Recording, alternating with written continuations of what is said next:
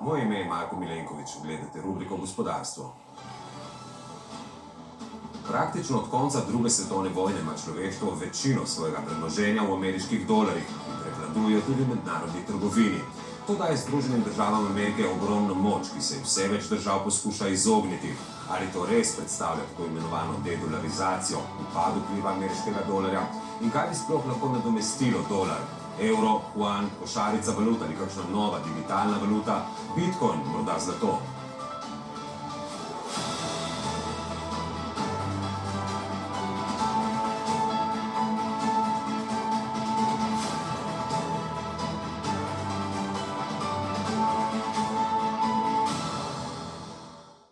Skozi večino zgodovine je bilo glavno merilo bogatstva, vrednosti zlato. Več kot je neka država imela zlata, več je bila vredna njena valuta. In največ vredna valuta je bil dolgo britanski funt, saj je ta mali otok obvladoval kar četrtino planeta.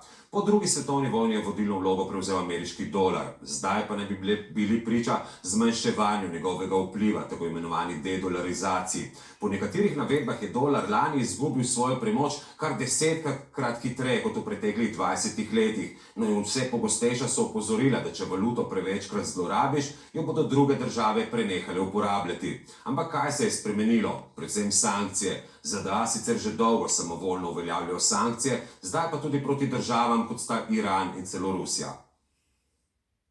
If the US and Europe can seize, that is to steal, the central bank reserves of Russia, which is a significant power, a large country, not only Venezuela and Iran and Afghanistan, they have to take measures to protect them. ZDA pa tudi EU so lani Rusiji najprej zamrznile, nato pa zasegle na stotine milijard dolarjev deviznih rezerv. Takšnih ukrepov niso izvajali niti na vrhuncu hladne vojne. No, Rusijo so izključili tudi iz sistema medbančnih poravnav SWIFT in jo pahnili v tehnični bankrot, saj v določenem trenutku ni mogla odplačati svojih obveznosti. In to ne zaradi pomanjkanja sredstev, ampak zato, ker so jo izključili iz sistema. To sicer ni dalo želenih rezultatov, saj Rusija še vedno dosega gospodarsko rast višjo od številnih zahodnih držav. Ampak če ZDA lahko to naredijo državi, kot je Rusija, se druge, manjše države raje zavarujejo. So the result which America intended for Russia was not achieved. And to the contrary, it has now made everybody be scared of the American dollar as world currency. So King Dollar, the American money, is collapsing on the global stage. No, poglejmo pa podatke. Glede na povprečje zadnjih 20 let je dolar lani res izgubil 8 odstotnih točk v deležu svetovnih deviznih rezerv, ki jih imajo centralne banke. Ampak še vedno je skoraj 60 odstotkov deviznih rezerv v dolarjih.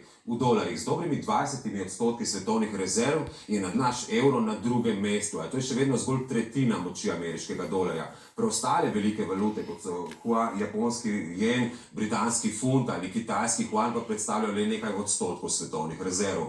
No, čeprav ZDA predstavljajo le še dobro desetino svetovne trgovine in slabo četrtino svetovnega BDP, njihov dolar predstavlja skoraj 60 odstotkov deviznih rezerv in kar 88 odstotkov deviznih transakcij.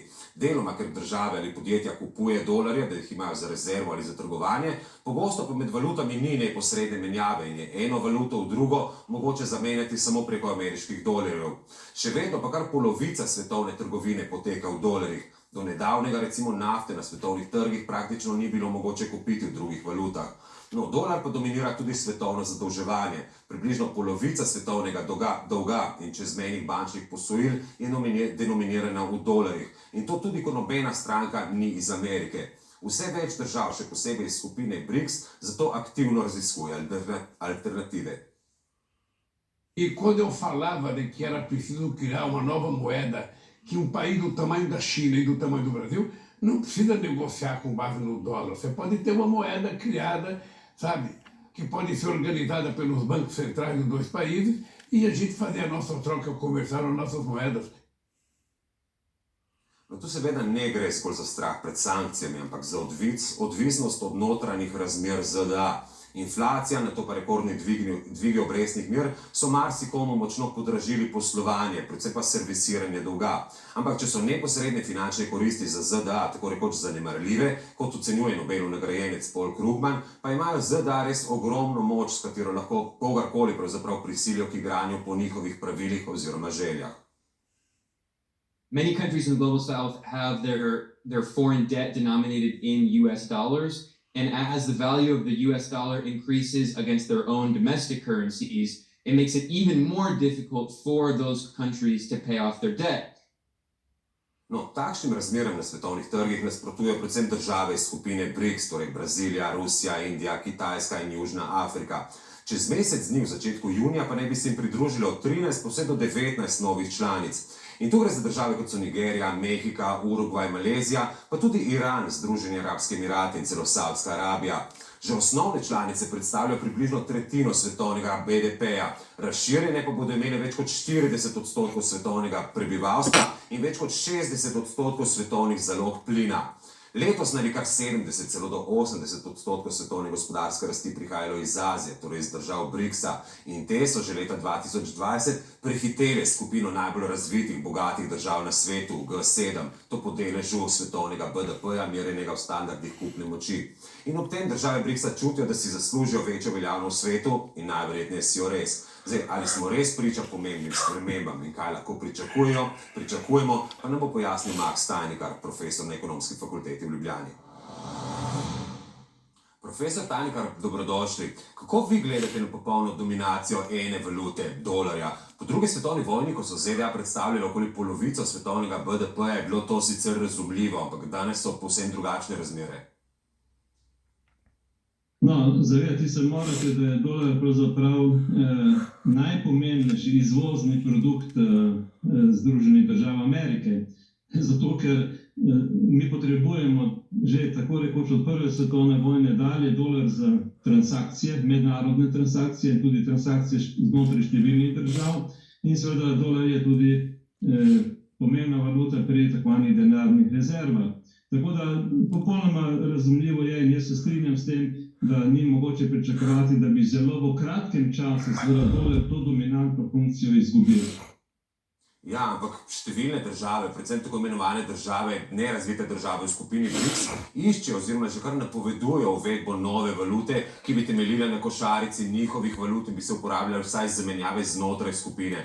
Bi to, predvsem ob upoštevanju napovedane širitve skupine, bi ta valuta lahko prevzela določeno vlogo v svetu?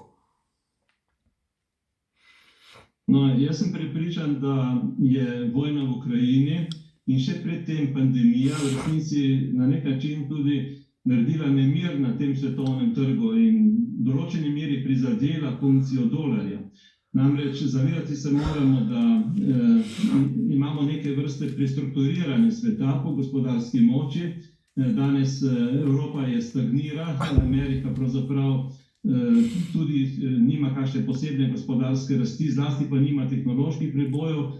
Na drugi strani pa imate seveda kitajsko gospodarstvo, ki gre v Afriko, ki gre v Rusijo, ki gre seveda na azijske trge.